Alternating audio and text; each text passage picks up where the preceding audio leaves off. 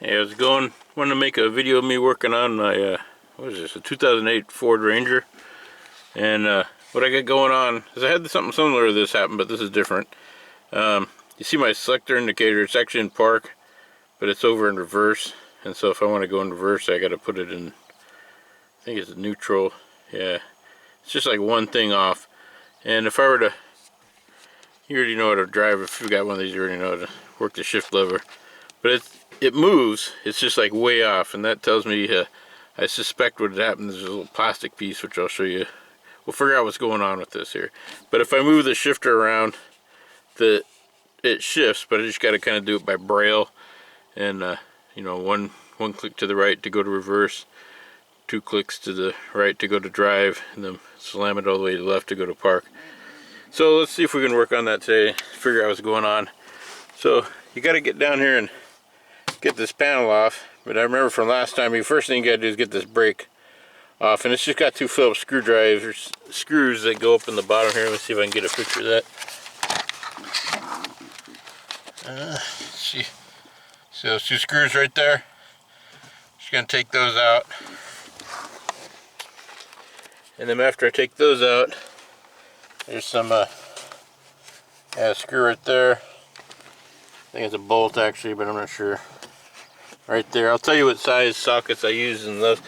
Should just use a number 2 screwdriver on that brake assembly, and it'll just fall down. So let me go work on that, and I'll be right back. Okay, that brake thing just sucks. Ford, you need to learn how to build stuff.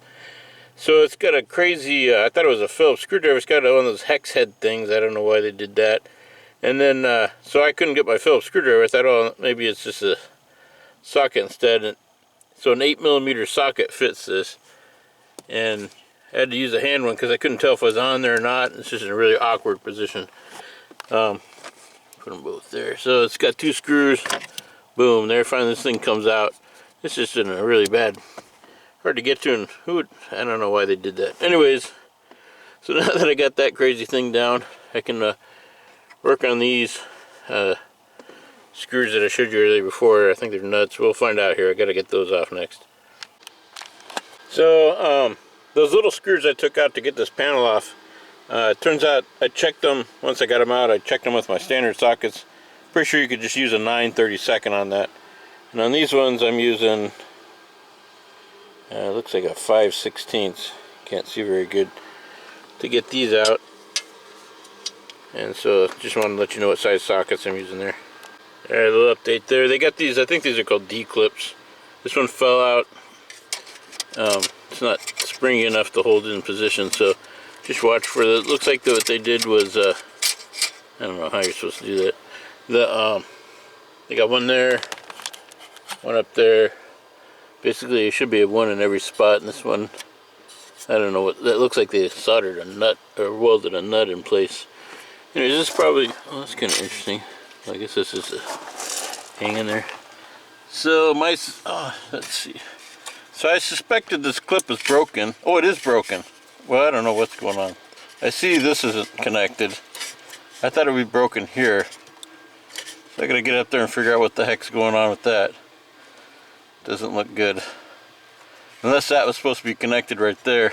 Oh, sorry if you can't see any of this. I can barely see it myself. See that plastic deal here is dangling. I'm pretty sure that was connected to this white piece. We'll go see what it looks like on the internet. And I'm almost certain that's why this isn't working. Alright, this kind of sucks. I'm not too happy about this, and I'll show you why. So hopefully the camera will focus. Yeah, this is broken. This is supposed to be one piece of plastic. All this white is supposed to be hooked together. The cable just loops up to the lever up in there, and this has already broke on me one time. The cable did, and I had to crimp an end on it. And the way you switch this out is you take this bolt off, and you got to pull that wire through here. Well, I don't have just a regular wire. I have a crimped end on it, and so I'm not sure how that's going to work. Ordered a replacement one of those, and an aluminum one that's cheaper than the one, like 33 bucks for this crazy piece of plastic that breaks. So I got an aluminum one on the way, and I just put all the parts in this bag, and I'll just put it over here till the part comes in. A couple days will come in, and then I'll have to just deal with that cable end. I think what's probably going to happen is I'll probably have to cut off the end to get the cable out so I can put the bracket on, and then re-crimp the cable in on, which is just a big pain. Actually, I shouldn't have thrown the screws over there. So what I'll do is I'll bolt this back on so I can use my brakes, and then just wait for the parts to come in. I got that bracket thing back on. I think I mistakenly said that was the brake release. That's the hood release. So if you pull on that, it's gonna pop your hood. So make sure you go out and close that before you go driving around. Guess your brake release is over here. But so that's it for now. Just gonna wait for those parts to come in, and then figure out what I'll do from there.